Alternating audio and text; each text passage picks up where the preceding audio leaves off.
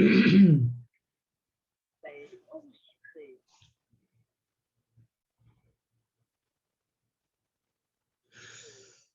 bien, bonsoir tout le monde, Erev Tov, rendez-vous hebdomadaire, bon, Hachem, hebdomadaire. Je suis content d'avoir des questions pendant la semaine, à la suite du Shiur. Je vois que certains d'entre vous sont fidèles, Baruch Hachem. Continuez comme ça, Chazorba ve Chazorba, ça c'est être baki dans le Chot Shabbat, c'est une grande, grande chose, hein, celui qui est Nizhar dans Chot Shabbat, dans un immense mérite. Et donc, nous continuons, Hachem. Nous allons commencer maintenant par, comme d'habitude, on part un petit mot sur la paracha. Dans la paracha Tetzavé, que nous avons lu Shabbat dernier, je reviens parce que c'est la paracha où nous avons eu le mérite d'avoir le dernier Mahamar du Rabbi, Ata Tetzavé, très très connu, où le Rabbi explique que d'après la Kabbalah, Ata Tetzavé, ce n'est pas seulement tu commanderas, parce que Tivouï, ça veut dire commandement, mais ça veut dire aussi en arabe Tzafta et Chibour. Tzafta, ça veut dire Chibour, ça veut dire lien, ça veut dire attachement. Et la fonction du Nasiador, la fonction de Moshe Rabbeinu, la fonction du Rabbi, c'est d'attacher le cas Israël à Dieu, comme c'est connu, c'est le Memutza, Amchaber, c'est l'intermédiaire qui fait le lien entre Akash Baruch Hu et son peuple et le clan Israël.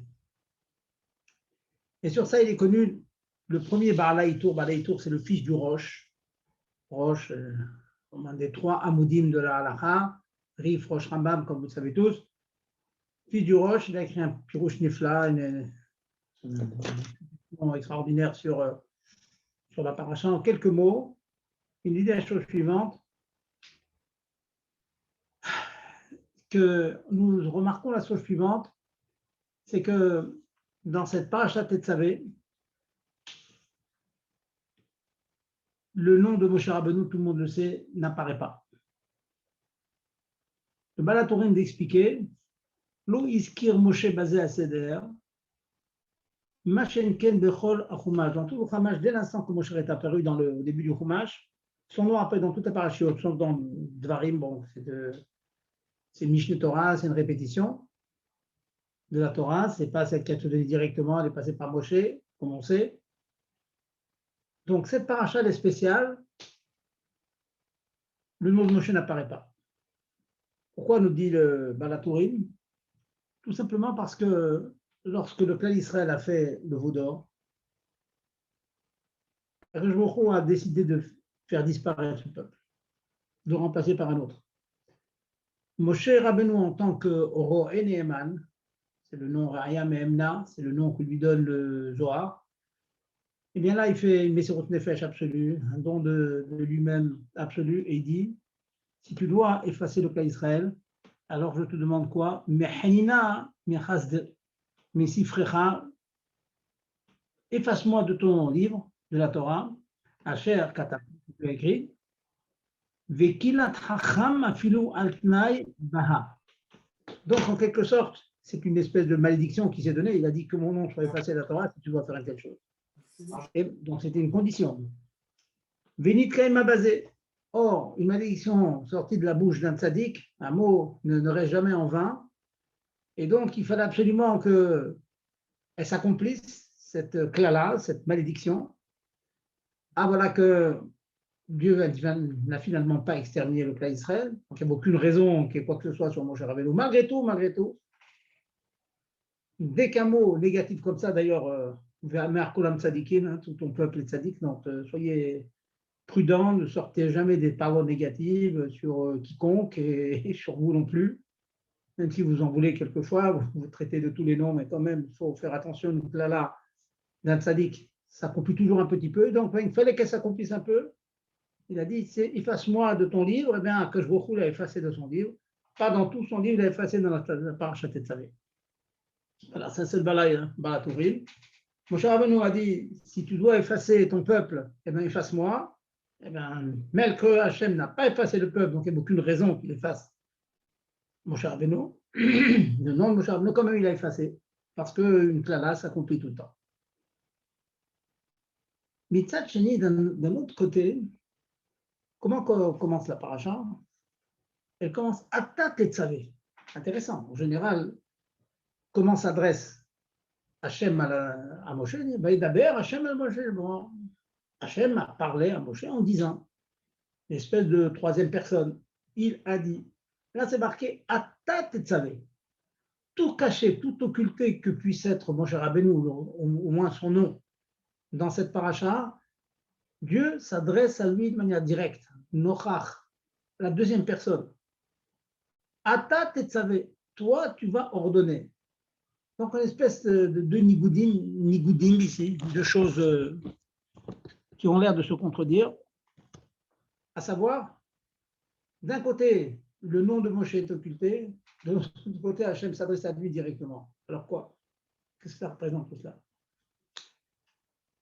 Pour comprendre cela et pour comprendre le tochen, le contenu de ces mots de Moshe Rabbeinu, Bechenina Misifrecha, c'est des mots terribles. Le Natsiador qui dit, s'il doit arriver telle chose, efface-moi, c'est-à-dire je disparais, Moshe Rabbeinu qui disparaît, eh bien, de manière profonde, dans une sikha très très connue et très profonde, il explique que Bémet, ces deux niveaux que je viens d'expliquer maintenant, à savoir le niveau de l'occultation du nom et le niveau du dialogue direct, à ta tête savée où il s'adresse à Moshe, eh bien, font appel à deux niveaux, à deux madrigotes que Moshe Rabbeinu avait.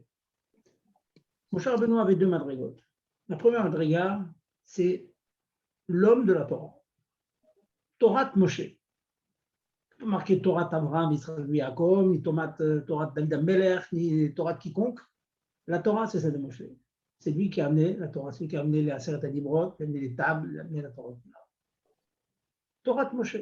Moshe, c'est la Torah, c'est Moshe. C'est lui qui nous a transmis, ça a été l'intermédiaire qui a transmis la Torah.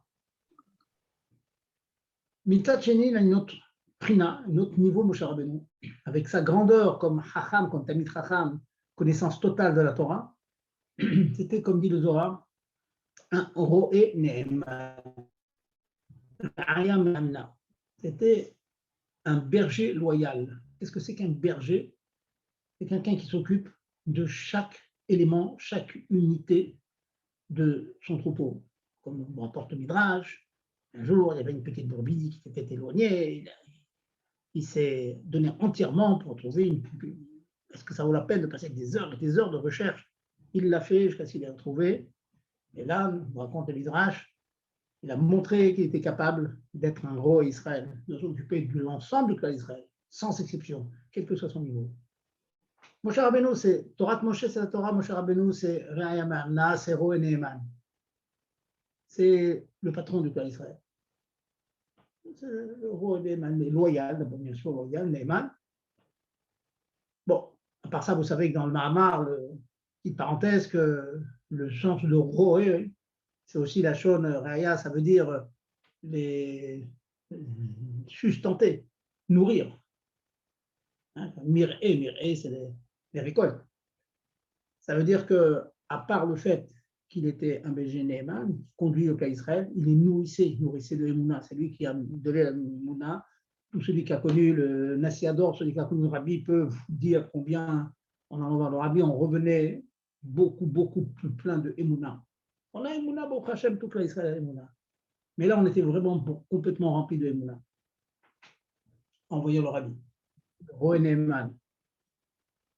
Eh bien, alors regardez, je vais raccourcir un peu, c'est un concept qu'il faut vraiment vivre. Comme je dis souvent, mes talmidim, il faut mijoter dedans, il faut macérer dedans. Eh bien, ces deux niveaux, ce niveau d'attachement à la Torah, c'est lui qui a donné la Torah. Et ce niveau d'attachement au clan d'Israël, lorsqu'il se tape dessus, lorsqu'il y a une contradiction entre les deux, eh bien, Moshe Rabbeinu a fait reculer son premier niveau pour mettre en avant le deuxième niveau. Je m'explique. Si maintenant, la Torah, c'est quoi? C'est le mitzvot. C'est tout ce que Dieu nous demande dans le quotidien. Filin, titit, adlakat nerot, toutes les mitzvot. Toutes les mitzvot. Maintenant, ils ont fait le veau d'or. Ils ont nié les etzem de la Torah. Avodah Zarah, c'est la pire des choses dans la Torah. Donc, Moshe Rabbeinu perdait sa fonction en quelque sorte. Je suis quoi?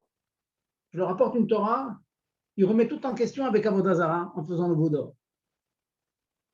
D'un autre côté, donc qu'est-ce que je peux faire dans ce cas-là?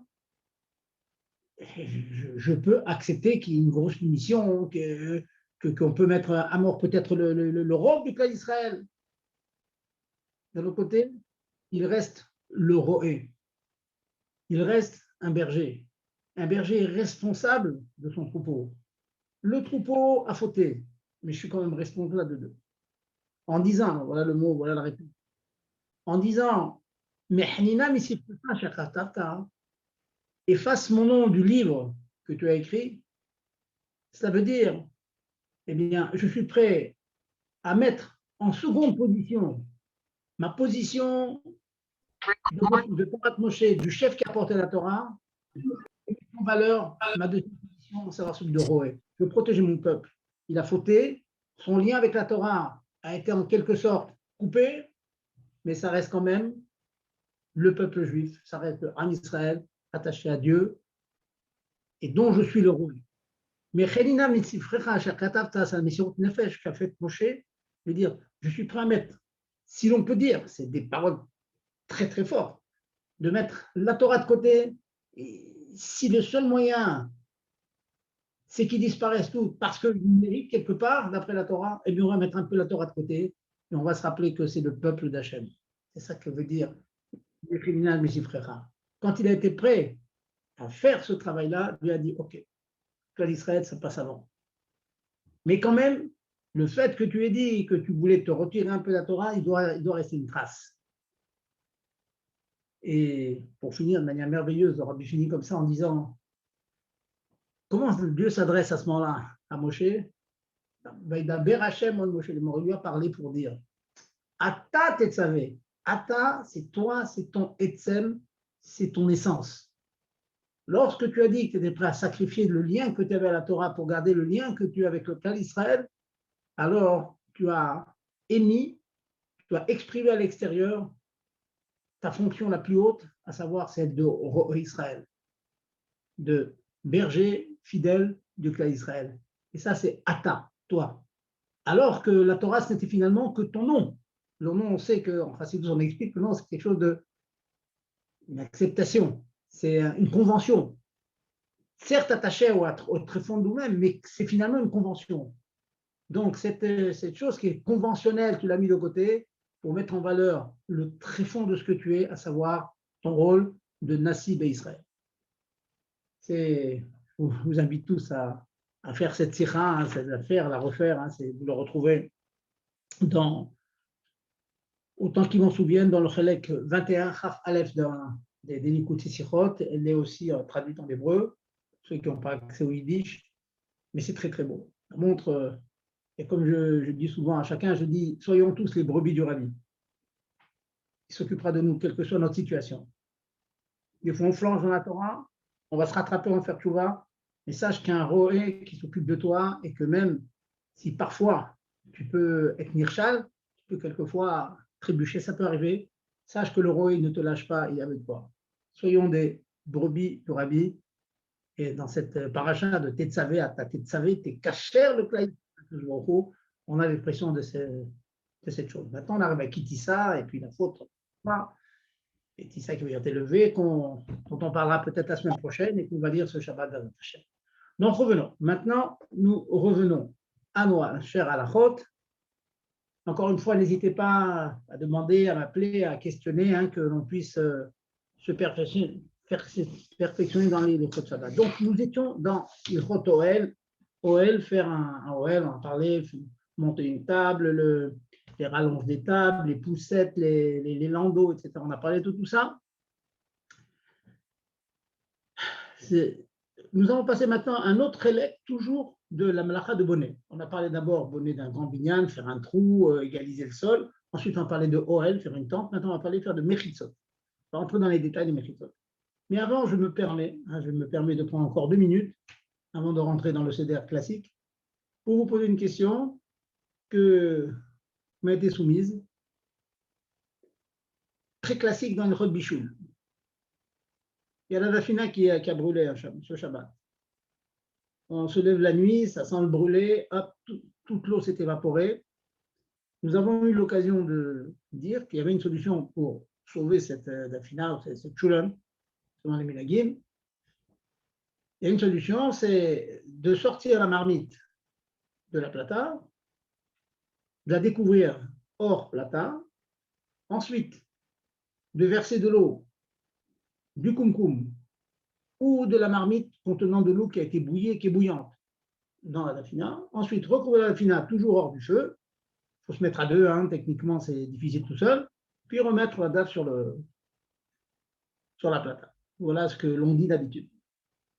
En l'occurrence, la question qui a été posée est la suivante, c'est que techniquement, ce n'était pas possible de mettre directement de l'eau du kumkum dans la daf en train de brûler. Il a fallu, la personne a demandé, ben, écoutez, j'ai pris un peu de l'eau, qui était bouillante, je l'ai mise dans un petit bol, le bol est devenu bouillant, hein, c'est vraiment de l'eau bouillante, et puis je l'ai remis dans la dafina pour remettre ça sur le feu. Et je lui ai dit, à la te rend dans un problème. Pourquoi? Parce que Admor Hazaken tient, comme la chita du Magan Abraham, c'est tout un safek dans la Gemara, que dans les conditions de Chazara, donc remettre une marmite sur le feu, rappelez-vous, il fallait que le mets soit complètement cuit, que le feu soit couvert, qu'on ait la kavana, l'intention de le remettre quand on l'enlève, et qu'on le tient encore dans la main. Très rapidement. Une condition qu'il ne faut pas oublier d'après laquelle, c'est que ce plat qui était sur la plata, qu'on a enlevé de la plata, il ne faut pas le verser dans une autre casserole pour le remettre sur le feu. Or, l'eau en question, elle était dans le kumkum, c'est comme sur le feu. Et l'eau a été mise dans un verre, dans Kelisheni. Quand on met dans Kelisheni, on ne peut plus remettre sur la plata. Donc, quand on a versé cette eau de Kelisheni dans la dafina, on ne pouvait plus remettre la dafina sur le feu. Petit détail. Je vous rassure, ceux qui le font, bon, il y a des poskim, il y a le Mishnah Bora qui est Mekil, d'autres poskim qui sont Mekilim. Admor Zaken est Mahmir dans ça. Donc, les Chassidei Chabad qui veulent faire tout comme Admor Zaken doivent s'abstenir de faire cette chose-là. Donc, vous avez le droit de faire toute l'opération que je viens de dire, à savoir enlever la daf, la mettre, par exemple, sous le kumkum, ou bien une deuxième personne prend de l'eau qui était sur la plata, directement, qui était chaude, et verser dans la daf. Ensuite, on met la daf sur la plata. Mais pas prendre un kéli intermédiaire et verser cette eau dans un verre. Bon, maintenant, si vous mettez la daf sous le kumkum, tâchez de la mettre suffisamment bas, pas trop près, de telle sorte que la zéa, que les vapeurs puissent aller un peu à gauche, à droite, et que votre kumkum ne devienne pas, en général, il est neutre, hein, il est parfait, qu'il ne devienne pas violent. Alors, je vous rassure, si c'est un peu loin comme ça, que la vapeur peut aller à gauche, à droite, le kumkum reste parfait. Pas une petite question, c'est encore un détail, peut-être que je n'ai pas insisté quand je l'ai fait, mais retenez que pour rajouter de l'eau, pour sauver votre daf qui est en train de brûler, il ne faut pas que cette eau passe par un keli intermédiaire, d'après Admor Hazaken. Voilà donc un petit rappel sur le Shabbat. J'en ai une sur Brachot, je les laisse pour la semaine prochaine. Je voudrais maintenant commencer nos halachot sur Mechitza. Nous avons parlé des toits, Ohel. Maintenant, nous allons parler des Mechitzot. Est-ce qu'on peut faire une Mechitza pareil? Excusez-moi, oui. Mais on ne peut le faire que si on a bien sûr descendu le faitout en dehors de la plata et de découvrir en dehors de la plata, évidemment. Absolument. Vous enlevez la daf de la plata, vous découvrez, vous la recouvrez hors de la plata, après vous la remettez. Absolument. Voilà, c'est ça. Comme quand on veut servir un enfant, on arrive à déplacer de la même façon, hein, on est d'accord. Exactement. Très bien. Et on fait directement du kumkum, c'est à la même température sur la plata. Voilà. Directement. Très bien. Merci. Alors, donc, je dis donc dans Ilchot. Excusez-moi, j'ai une question aussi sur ce que vous avez expliqué. Si on a envie de changer de casserole, ça veut dire si on sait que la DAF, une autre solution qui peut exister, c'est dire une mère de famille qui sait que voilà, il y a des casseroles dans lesquelles ça crame et il y a des casseroles dans lesquelles ça crame pas.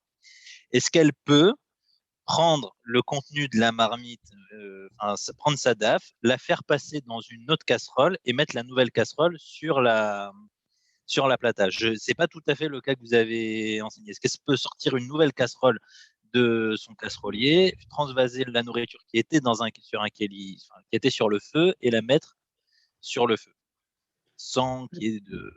Réponse nette, c'est non.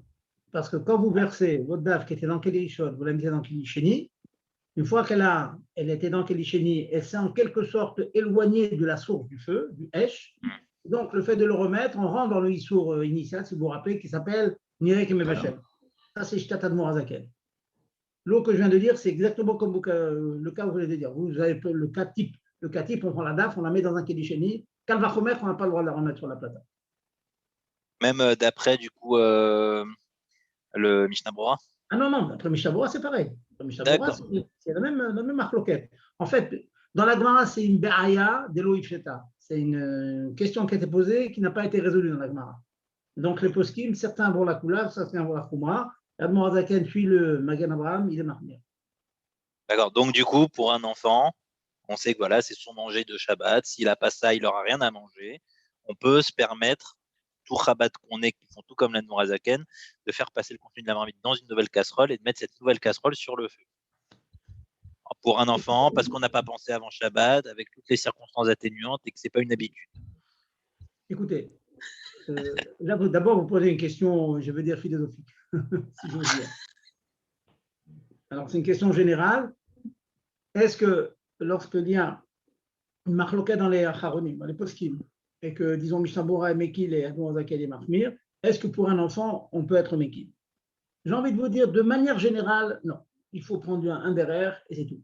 Sauf si l'Admor Hazaken lui-même vous dit, du Shatadacha qu'on peut être Mekil, pour les Tzorer Cholé ou les Tzorer Katan, c'est autre chose.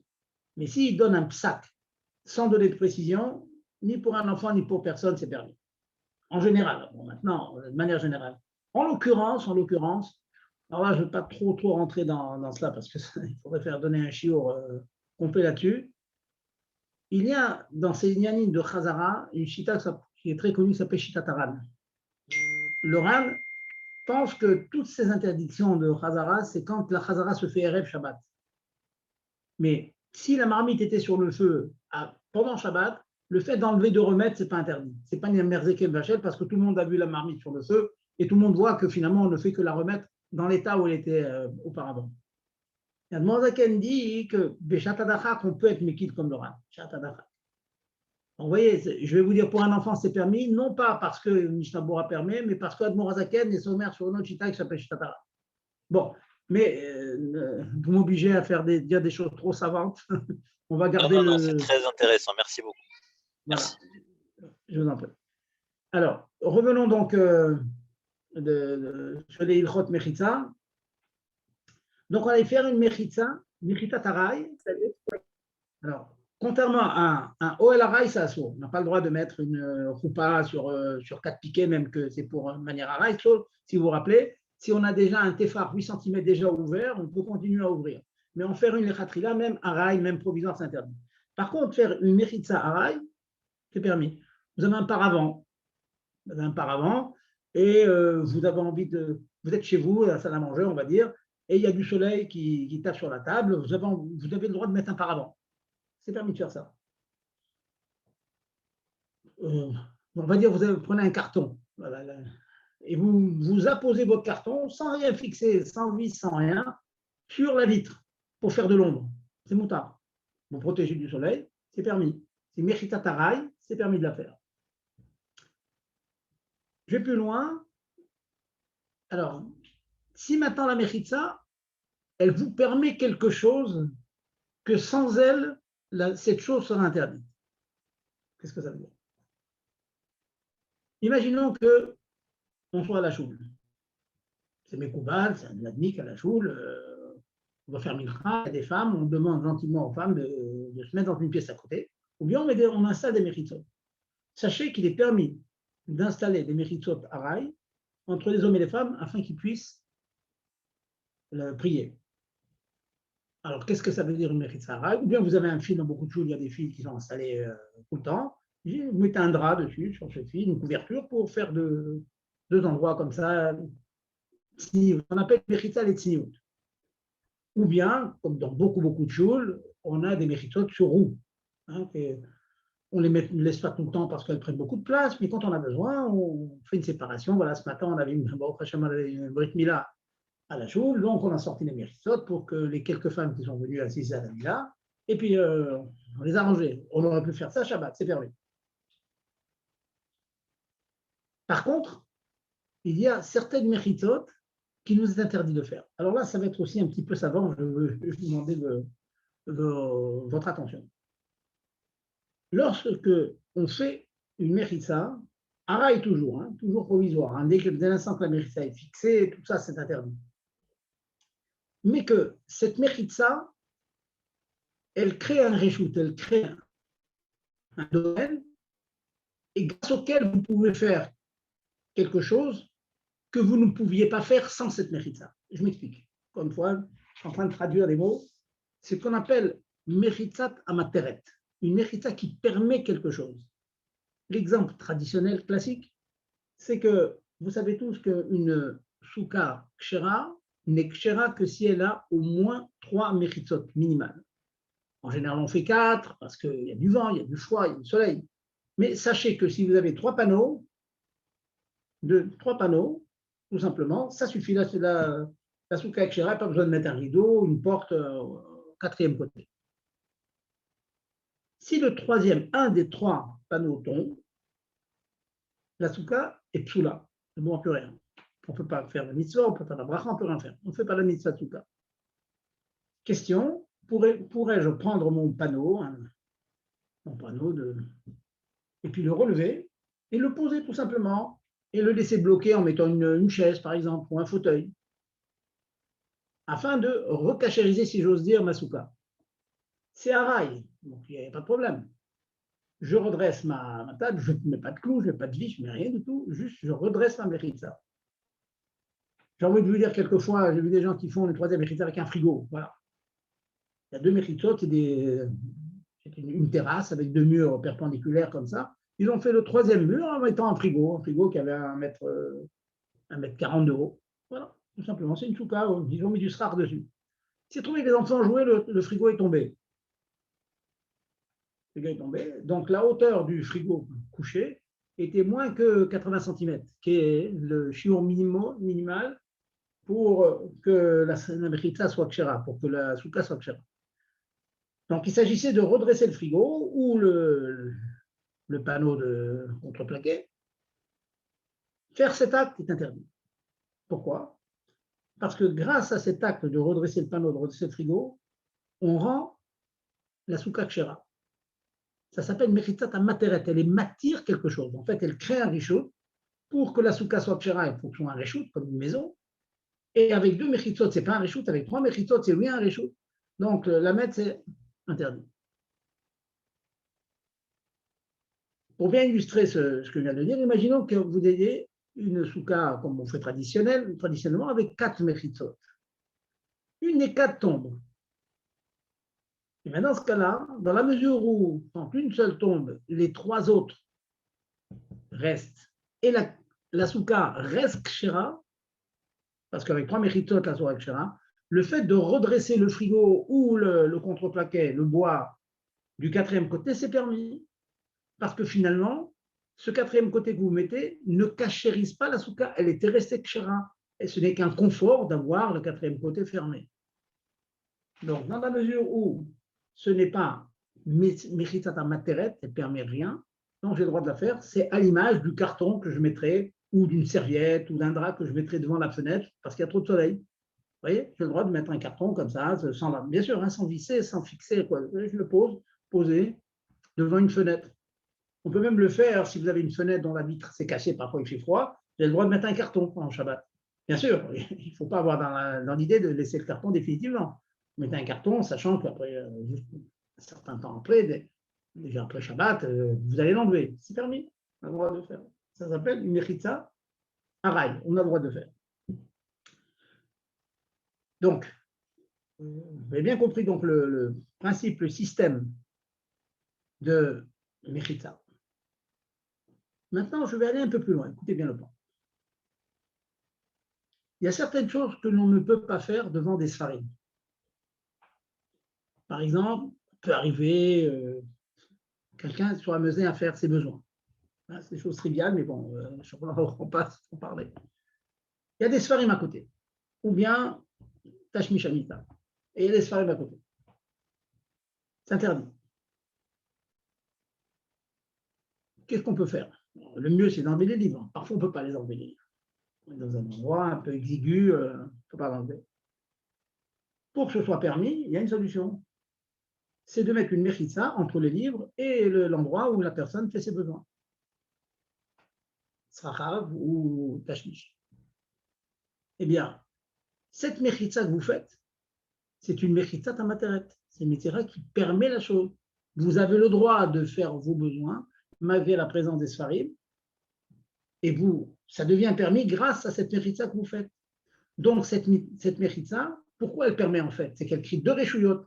Elle coupe, elle scinde votre pièce en deux, elle crée deux réchouillottes, et vous avez besoin de deux réchouillottes. Il fallait absolument mettre l'endroit où la personne fait ses besoins dans un autre réchoute que là où il y avait ses livres. Donc, ceci est interdit. Bien sûr, je parle bien dans le cas où j'ai fait une mechitza. Mechitza, j'aurais dû le dire au début, c'est un minimum pour que ça rentre dans le concept de mechitza. Il faut une hauteur de 80 cm et une largeur de 4 fachim de 32 cm, 80 sur 32. Si vous mettez un carton, une valise comme ça, entre les livres et l'endroit où vous faites vos besoins, c'est interdit. Ou bien entre les livres et là où on fait cache-fiche, ça sera interdit aussi. Vous voyez? Parce que vous faites une mechita tamateret. Elle est matière quelque chose. Par contre, imaginons que, alors ça c'est, que ma mechita en question, elle n'est pas matérette. Elle est matérette. Je fais ça parce que j'ai mis devant, je dois dormir, il y a trop de lumière, je mets devant moi un carton, un grand carton de 80 cm ou une valise de 80 cm, parce que la lumière qui vient par la fenêtre me dérange. Donc c'est une mechitza, pas du tout, qui est matérielle du tout. J'ai parfaitement le droit de dormir avec cette lumière ou sans cette lumière. Il n'y a pas indigne qu'il faille dormir dans l'obscurité. C'est pour mon confort que je le fais. Donc, le fait que j'ai mis cette mechitza entre le lieu où je dors et puis la lumière qui vient de l'extérieur, ce n'est pas une mechitza tamateret. Donc, j'ai le droit de le faire. Parce que c'est intéressant, les postes qui me disent, j'aurais le droit de mettre cette mechitza dans un but permis, à savoir dans le but de me protéger de la lumière parce que la lumière me gêne ou pour diverses raisons, parce qu'il y a des moustiques qui peuvent rentrer de l'extérieur. Et une fois qu'elle est fabriquée, alors elle peut me servir à l'autre fonction, à savoir de mettre les sfarim dans un autre reshoot que le reshoot où je n'ai pas le droit de faire ce que je fais devant les sfarim, ce qui soit les tzrachim ou le tashmish. Vous voyez? Donc, ça veut dire je peux, puisque le même maasé peut être assourd ou permis, donc je peux le faire de manière permise, même qu'après, les conséquences, ça sera de faire quelque chose qui aurait été assourd. Prenons un exemple. Allez, prenons un exemple. À la choute, nous avons dit qu'il est permis de faire une mechitza, les tsiniout, entre les hommes et les femmes. Vous pouvez demander comment se fait-il? Comment se fait-il que j'ai le droit de faire des mechitza? D'après le principe que je viens d'expliquer maintenant, il ressortirait que normalement, on n'a pas le droit de faire la tfila lorsqu'il y a les hommes et les femmes mélangés. Donc la mechitza permet la tfila. Et donc, ça devrait être interdit de mettre les mechitzot à la choule entre les hommes et les femmes. Eh bien non. Pourquoi? Tout simplement parce qu'il n'y a pas un din. Ok, ça va aller, t'es sûr? T'es sûr? Réfléchis, écoute, tu sais ce qu'on dit? Tu sais ce qu'on dit? Donc, pourquoi il n'y a pas un din que la tfila doit être faite dans une autre pièce que la pièce où se trouvent les femmes? Pas du tout. Tous les liens, c'est que les hommes ne doivent pas voir les femmes pour diverses raisons, les hirourim, etc. Donc, puisque là, je mets une mechitza shel tzniut, sa fonction de cette mechitza shel tzniut, c'est juste une fonction de cacher les femmes seulement. Donc, ce n'est pas une fonction de créer de réchouillotte.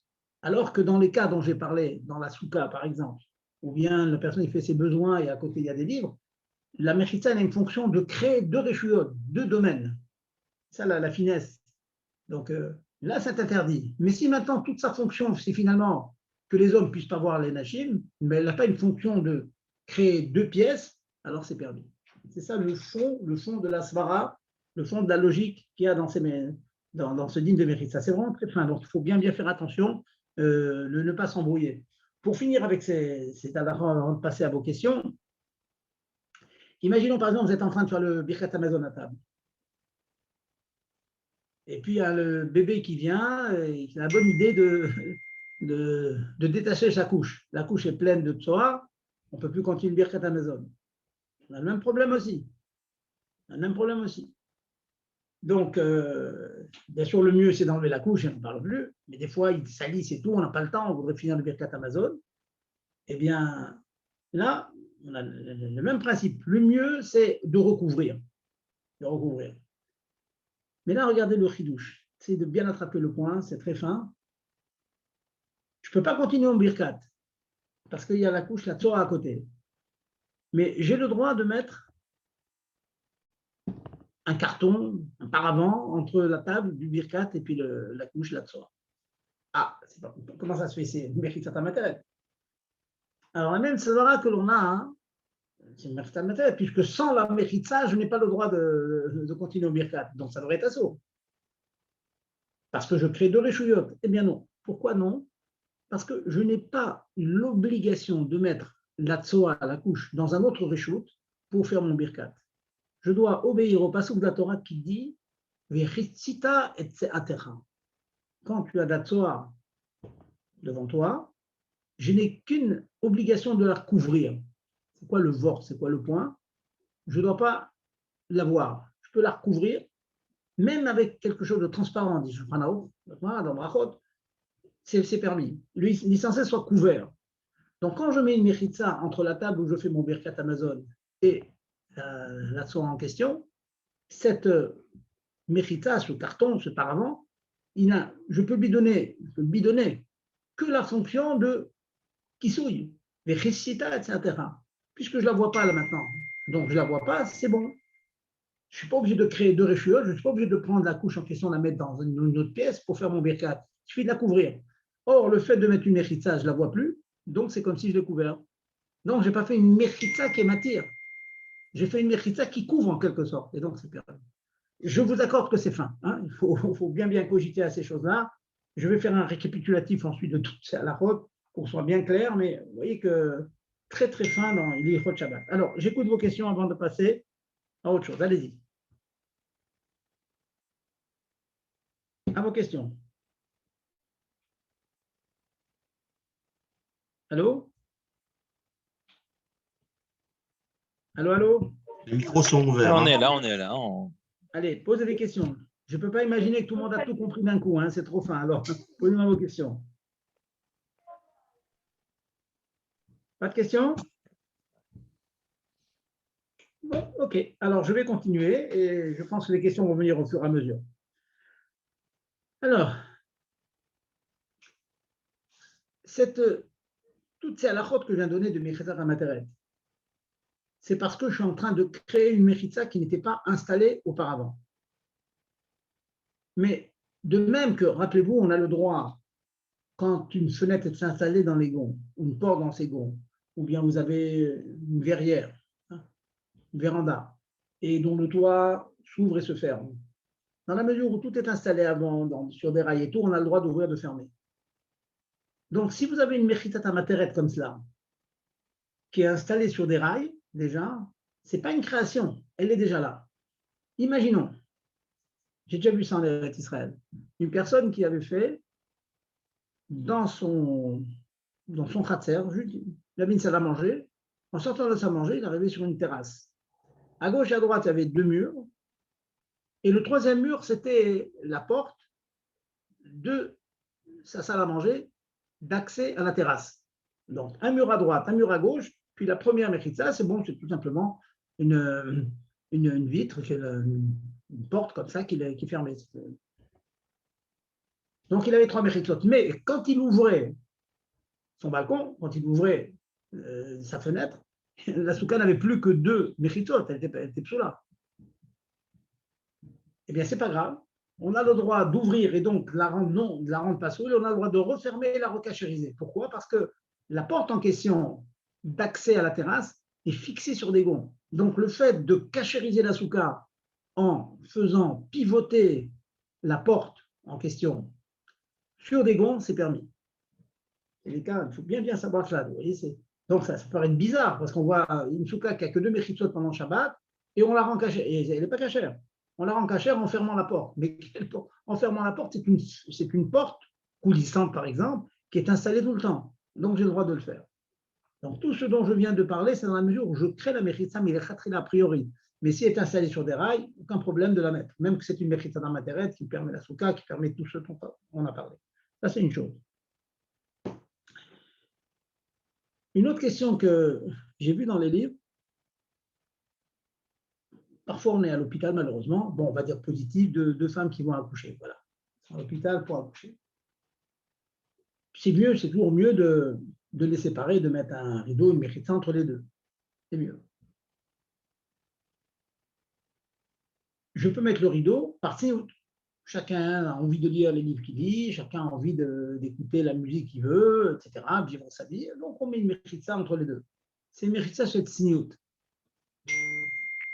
Si par contre, une personne met une mechitza, mais pas pour la tzniut, c'est parce que son camarade de chambre, il est obligé, à cause de sa maladie, à faire des besoins, etc. Donc, il va avoir de la tzoa à côté. On en parlait tout à l'heure. Il fait ses besoins à côté, il y en a qui ont des problèmes d'incontinence, donc il fait ses besoins à côté. Donc là, je n'ai pas le droit de faire ma tefila pendant ce moment-là. Donc, je n'ai pas le droit d'installer le rideau entre les deux à ce moment-là. Alors, la question qui est demandée, c'est encore un pile-poule dans les poskim. Si une personne installe le rideau avec les deux kavanotes, la kavana permise, à savoir une sorte de tziout, chacun chez soi, et la kavana que finalement, cette mechitza que j'installe pour tziout, elle va avoir la deuxième fonction, à savoir la fonction de faire 2 reshuyot et que j'aurai le droit de faire mon birkat hamazon et de faire ma prière, etc. Même que mon camarade d'hôpital, de chambre, eh bien, lui, il fait ses besoins ou autre chose. Alors, sachez que ce n'est pas évident de permettre. C'est pas évident de permettre. Donc, si vraiment on est amené à des situations comme celle-là, il faut tâcher de s'arranger pour installer le rideau à un moment où vraiment c'est que les tzniut. Pas au moment où j'ai besoin de mettre le rideau pour pouvoir continuer à tuer là parce que l'autre fait ses besoins ou autre chose. Vous voyez, on tâchera de l'installer au moment où c'est complètement permis. Si vous avez des moments pendant la sieste, etc., on lit. Donc, on s'installe pour que chacun soit chez soi.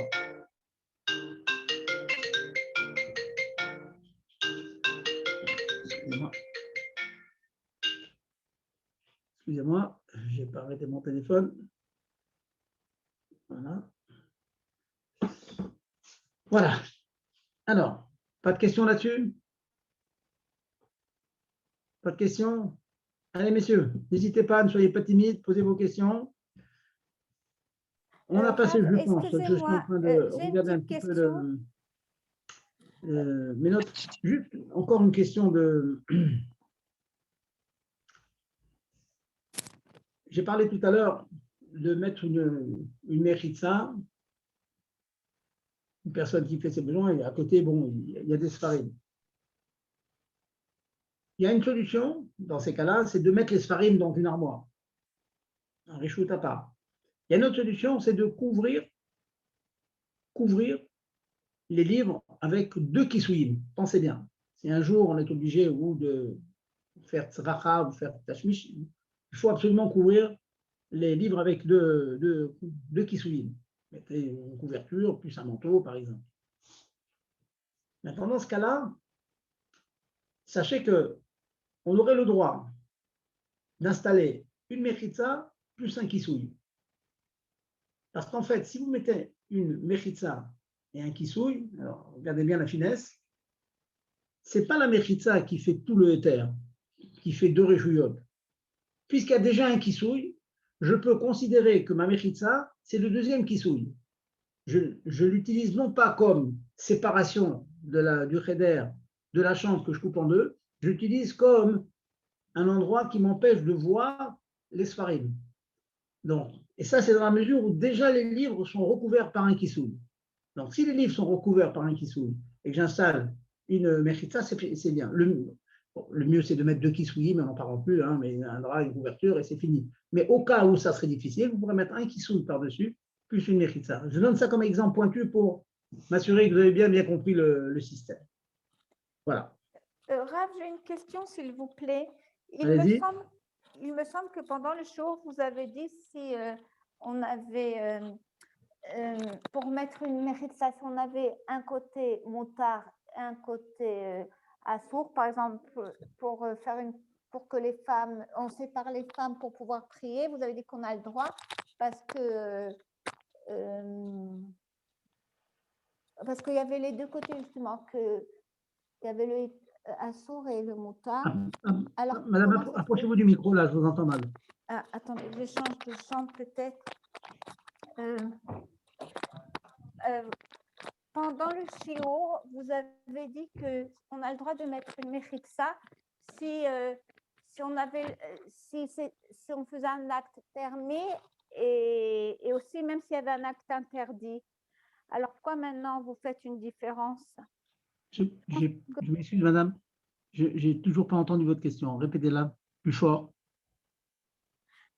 Vous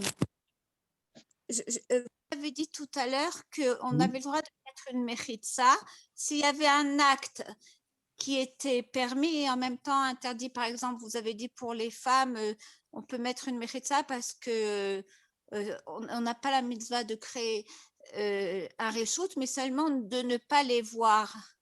Voilà. Alors, comme il y a les deux façons, alors on pouvait mettre une méritza. Et là, vous dites pourquoi on peut mettre une méritza? Attends, oui. Pourquoi on peut mettre une méritza? Parce qu'il n'y a aucune obligation de mettre une méritza pour séparer les hommes des femmes. La méritza n'a que la fonction de tsniout. Elle a une fonction de kissouille. Vous voyez? Donc, j'ai le droit de mettre entre les hommes et les femmes parce que finalement, cette méritza, je ne la mets pas dans l'intention du tout. Et même si j'ai l'intention de faire un reshoot, ça ne change rien. Parce que finalement, je prends cette méritza et je dis, grâce à elle, je ne vois pas les nashim. Donc, c'est comme si les nashim étaient mechoutot. Donc, j'ai le droit de le faire. Je ne crée pas un reshoot. Maintenant, dans le cas que j'ai parlé avec les malades, j'ai parlé d'autre chose. J'ai parlé qu'entre pas entre les hommes et les femmes, j'ai parlé entre les deux malades, il peut arriver des situations où j'ai besoin de la méritza pour faire deux reshouyot. Dans quel cas? C'est dans le cas où un des malades soit obligé, comme ça arrive très très fréquemment malheureusement, soit obligé de faire ses besoins dans son lit, et à ce moment-là, celui qui est à côté, il prie. Dans ce cas-là, on ne peut pas dire que l'écart, c'est de ne pas voir l'autre. Il faut vraiment le mettre dans un autre reshoot. Donc, c'est un saut. Moi, j'avais compris. J'avais compris que si, par exemple, on faisait un reshoot, un autre reshoot, mais Bon, alors non, alors d'accord, je crois que je me suis embrouillée. Alors, c'est bon, d'accord, merci. Bon, si ce n'est pas clair, vous m'envoyez un petit message, madame, ne vous inquiétez pas. Je vous expliquerai. Voilà. Merci. Je vous accorde que c'est difficile. Je l'ai dit au début, j'ai dit que c'était des finesses talmudiques, mais vraiment, il faut bien les comprendre pour pouvoir appliquer des choses dans des nouveaux cas. C'est ça qu'il faut que l'on fasse. Voyez. Allez-y, autre question. Excusez-moi, Rav. Moi, oui. j'ai pas très bien saisi, en fait, quand vous dites on peut faire la méritza par rapport à la tsniout, mais pas par rapport à la tsoa. Parce qu'on crée quelque chose, c'est ça. Mais pourquoi le fait de cacher la tsoa, ça ne rentrerait pas dans la tsniout? Alors, je vais prendre le cas de la personne qui fait ses besoins, parce que le cas d'Atsoa, c'est un cas intermédiaire. Une personne qui fait ses besoins quelque part, il y a des livres à côté, je dis qu'on ne peut pas mettre une méritza entre les deux. Donc, c'est quoi le point? Le point, c'est que, imaginons qu'une personne fasse ses besoins, ça va être un peu trivial, mais ça fait rien. La Gemara n'a pas peur de la trivialité. Donc, et qui se retourne. Il y a ses livres derrière, il fait ses besoins en se retournant. Interdit. Pourquoi? Parce qu'il fait ses besoins dans le même reshoot que le livre. Et donc, si je mets une méritza entre l'endroit où il fait ses besoins et les livres, je suis en train de créer deux reshoot, je suis en train de mettre les livres dans une autre pièce, si j'ose dire, que la pièce où il fait ses besoins. Donc, je crée une méritza qui crée un reshoot. Ça, c'est assourd. Ce n'est pas seulement tsniout, ça. La preuve que ce n'est pas tsniout, c'est que, imaginons qu'il n'y a aucun problème de tsniout, il ne voit pas les livres. Il met un bandage sur les yeux et il ne voit pas les livres, c'est quand même interdit. Alors que pour les femmes, en théorie pure, on ne le fait pas, mais en théorie pure, Si les hommes mettaient un bandage sur les yeux, ils pourraient faire la tefila, même que les femmes sont présentes. C'est ça le point de différence. C'est qu'un, c'est halachiquement, c'est interdit de faire ses besoins quand il y a des livres dans la même pièce. Halachiquement. Donc, l'utilité, l'impact de faire une mechitza, c'est un impact de séparer la pièce en deux, de faire deux pièces. Ça, c'est assour. Par contre, quand on est à la choule, il n'y a pas une obligation absolue que les femmes soient dans une autre pièce pour que je puisse faire ma tefila. Même si elles sont dans la même pièce, dans une mastat théorique, une situation théorique où on ne les voit pas, il n'y a aucun problème. Et là, j'en veux pour preuve que dans des cas exceptionnels, imaginons un cas exceptionnel, on n'a pas de méritzot, il faut faire mincha, on va demander aux hommes de se tourner dans un coin contre le mur, les femmes vont se mettre derrière, on n'a pas fait de issou si on a fait mincha. Par contre, si on fait ce mincha et que derrière, il y a des personnes qui sont en train de faire leurs besoins, ça sera assour, il n'y a aucun éther. Je ne sais pas si vous avez attrapé la nuance. Bon, un petit peu mieux, on va dire. Voilà. Merci, Rav. En tout cas, je vous dis, n'hésitez pas envoyez-moi un message pour vous expliquer, si vous voulez des références d'ailleurs, il faut vous donner des références, mais je peux vous expliquer par écrit, ça sera peut-être plus clair. Voilà, je me rappelle maintenant. Allez-y. Vous avez dit que par exemple, si on veut dormir et la lumière nous gêne, on a le droit de mettre une méritza. Et on peut prendre cette occasion pour cacher les livres derrière la méritza parce qu'il y a un côté moutard et un côté assour. J'ai compris ce qui vous gêne. Alors, je vais vous dire ce que j'ai dit au début et ce que j'ai dit à la fin. Voilà. Ce que j'ai dit au début, c'est j'ai le droit de faire une méritza, les tzniout, pour protéger de la lumière, etc. Parce que quand je la fais, c'est complètement moutard. Maintenant qu'elle est fabriquée, cette méritza, j'ai le droit de l'utiliser comme méritzata materet, en mettant des livres, etc., comme vous avez dit. Mais au moment où je l'ai fait complètement de manière permise. Le cas de l'hôpital, qui est marqué dans les post-it, c'est que le malade, il dit, mettez le rideau, et pourquoi tu mets le rideau? Eh bien, pour les deux raisons, en même temps. En même temps, je mets le rideau, eh bien, pour faire ma sieste tranquille, parce que ça me dérange d'avoir une personne à côté de moi. Et deuxièmement, grâce à cela, je pourrais faire une bracha, alors que mon voisin, eh ben, il peut faire ses besoins dans son lit, comme ça arrive dans les hôpitaux. Voilà la différence. Ce dont j'ai parlé au début, c'est qu'au moment où il l'a fait de manière permise, et ensuite les conséquences, j'ai le droit d'en profiter. Si j'ose dire, je vais vous rappeler la fin de la semaine dernière, madame. J'ai le droit de faire une table, vous vous rappelez? Faire une table, parce que le hikar de la table, c'est d'utiliser ce qui est au-dessus. Une fois que je l'ai fabriqué de manière tout à fait permise, j'ai vraiment intention, j'ai mangé sur la table, j'ai le droit de mettre des choses sous la table, d'utiliser comme OL. Parce qu'au moment où je l'ai fait, mon intention, c'était de faire une table. Par contre, si je mettais une planche sur des tréteaux, et au moment où je mets la planche, j'ai les deux cavanotes, aussi bien manger que protéger les livres qui sont partout de la pluie, alors ça, les poskim hésitent et ils tendent à la khumra. Est-ce que vous avez compris j'ai compris. Donc, il faut être honnête. Il faut être intellectuellement honnête. Exactement. Il faut avoir vraiment la kavana. Maintenant, quand vous dites honnête, vous pouvez avoir dans la tête qu'après, je vais l'utiliser pour mettre les livres. Mais il faut que ce soit vraiment vrai que maintenant, quand vous la mettez, c'est pour vous protéger de la lumière. Maintenant, après, vous la mettez dit la malo, pourquoi pas. Mais il faut qu'au moment où vous la mettez pour la lumière, c'est vraiment pour la lumière. Mais par exemple, à l'hôpital, on n'est pas censé savoir qu'est-ce que le collègue d'à côté il va faire.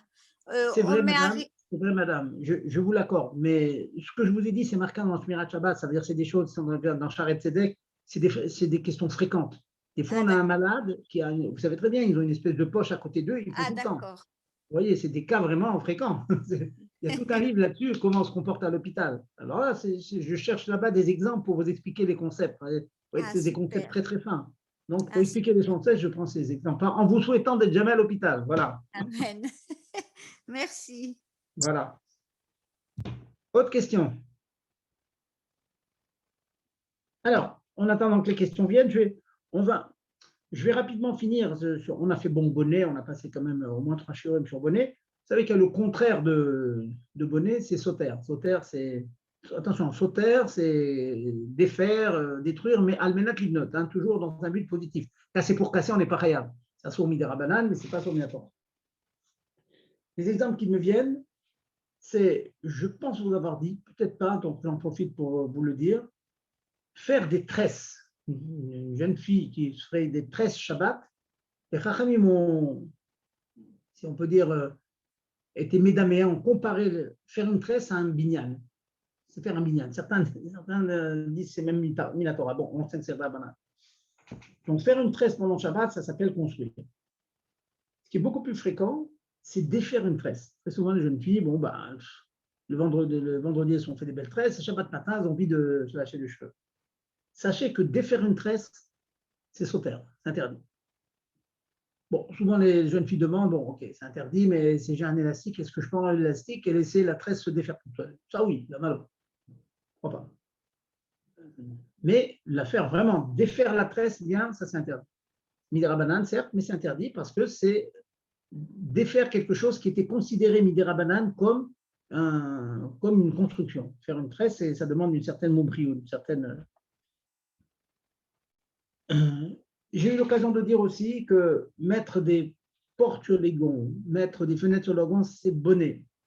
De même, enlever les portes, je l'ai dit mais je répète, parce que je fais maintenant le contraire, je fais sauter, enlever les portes, enlever les fenêtres des gonds. Par exemple, vous des invités qui arrivent par surprise, vous tirez 2 tréteaux, il n'y a pas de planche à la maison, vous prenez une porte sur les gonds, vous enlevez des gonds, vous mettez sur des tréteaux, c'est Asur Minatora, pas chou. Ça s'appelle sauter. En plus, c'est sauter à le mettre l'hypnote, parce que vous l'enlevez pour le remettre après. Donc, c'est interdit. Pas question d'enlever les fenêtres, de remettre dans les gonds, ou enlever des gonds, fenêtres, portes et tout ça, c'est rigoureusement interdit, c'est mamache, ou construire, ou détruire. Ça, c'est une chose. Maintenant, une question qui est demandée, alors, qui demande beaucoup de réflexion aussi, beaucoup de discussions dans les poskim. On peut être amené parfois à casser quelque chose, à démonter quelque chose. Bon, on a perdu ses clés, on voudrait rentrer chez soi. Alors, j'ai pu vous dire, on a fait, je pense, longuement une grotte mouxée. Si vous arrivez à ouvrir la porte en prenant un tournevis qui est mouxé, certes, mais rappelez-vous, c'est un Kedi chez Martoleiso, c'est un ustensile dans la fonction, c'est de faire un ISO. Donc, je peux prendre comme je peux prendre un marteau pour casser notre coco, je peux prendre un tournevis pour essayer de le glisser dans la serrure et ouvrir la serrure. Ça, c'est permis. Je démontre rien, je montre rien, je déloque un loquet, j'arrive à le débloquer. Par contre, démonter la serrure, ça, c'est sauter, c'est assaut. Et de pas tout, c'est Minatora. Ça arrive, c'est arrivé dans certaines choses, par exemple le Haron HaKodesh. On a fermé parce qu'on a peur des vols, et puis on ne sait pas où est la clé. On ne peut pas dire le Sefer Torah. Y a-t-il une solution pour ouvrir ce Haron HaKodesh? Par un juif, c'est Vadaï Asor. Aussi grande que soit la mitzvah de Kriyat HaTorah, on ne permet pas un Issour, même un Issour des Rabbanan pour Kriyat HaTorah. La question, est-ce qu'on pourrait demander à un goy, un non-juif, d'essayer d'ouvrir la porte, de démonter la serrure, éventuellement de casser un petit peu s'il le faut pour ouvrir. Alors sachez que, bon, en général, nous considérons que détruire, c'est un Issour des Rabbanan. Voilà, j'aurais entendu une explication un peu savante là aussi, mais pas trop quand même, pour ne pas trop embrouiller. Si on considère que le fait de casser un petit peu le haron pour pouvoir l'ouvrir, c'est détruire, c'est mécalquel, j'abîme. Il y a un grand tzad de dire que c'est un Issour des Rabbanan seulement. Pourquoi je dis un grand tzad? Je ne dis pas franchement que c'est des Rabbanan parce que finalement l'intention c'est ensuite de le remonter, donc c'est peut-être sauter à une note. Mais d'un autre côté, même si je veux être bonnet après, je ne veux pas pour être bonnet mieux. Et quand c'est pour être bonnet pareil, c'est des grandes discussions si c'est assour ou pas, Minatora. Donc il y a un grand tzad, c'est Midera Banane. Donc demander à un goy, un concept que je vous ai expliqué à de nombreuses reprises, ça s'appelle Shvut, des Shvut et Tzorech Mitzvah. C'est demander à un non-juif de faire un Issour des Rabbanan. C'est beaucoup, mais les Tzorech Mitzvah, pardon, pour les besoins du mitzvah. Dire Sefer Torah, c'est une mitzvah. Je vous ai donné beaucoup d'exemples de demander à un goy d'aller chercher des halot, d'aller chercher du vin chez le voisin. Comme chez le voisin, c'est carmélite, c'est Nassour Merdarabanan. C'est un Issour seulement Midarabanan, on peut demander à un goy. Rappelez-vous, c'est des choses qu'on pratique. Chez nous, on pratique très souvent ça. On envoie le goy aller chercher pour le kidouche, aller chercher des chalotes, aller chercher des gâteaux, aller chercher du pain. Des choses qu'on fait. Les Khatrila ont fait ça. Demander à un goy de faire un Issour des Rabbanan. Donc, si la Sheila vous arrive, hein, faites attention quand même, c'est dommage d'abîmer le harom. Mais si un jour, ou bien vous êtes bloqué, vous ne pouvez pas rentrer chez soi, yesh makom leakel, je vais dire, malgré les discussions qu'il y a dans les poskim, on peut permettre, pas on demande à un non-juif. On demande à un non-juif donc d'essayer de bricoler la serrure, au pire, il sera obligé de démonter un petit peu cette serrure, ou même casser un petit peu, dans le but d'accéder au Sefer Torah. Tout simplement parce que ce qu'il fait lui-même serait pour nous un Issour des Rabbanan. Or, demander que nous demandions à un non-juif aussi, c'est un Issour des Rabbanan, ce qu'on appelle Shvut, rappelez-vous. Donc, c'est un double des Rabbanan. Comme c'est un double des Rabbanan, et c'est pour les besoins du mitzvah, on permet. S'il n'y a pas le choix, je dis bien s'il n'y a pas le choix, on fera tout pour trouver un autre système pour le Sefer Torah. Par exemple, imagine chez nous au collège, chez nous ailleurs, au collège, imaginons qu'on, pour une raison quelconque, qu'on n'ait pas de Sefer Torah, qu'il y ait un Sefer Torah à l'école de hier à côté, dans les locaux de hier, ça serait plus facile de demander à un non-juif d'aller chercher un Sefer Torah. Bien sûr, on l'accompagne, hein, on le suit, et d'aller chercher un Sefer Torah. Là, c'est sûr et certain que traverser la rue, c'est une Midera Banane. Par contre, casser la serrure, ce n'est pas évident, comme je vous ai expliqué. Ce n'est pas évident. Donc, voilà, on hésitera. On préférera aller chercher un Sefer Torah chez le voisin plutôt que de casser le harom. Mais s'il n'y a pas le choix, on pourra aussi casser le harom. Voilà, donc on a bouclé un petit peu. Excusez-moi, Rav.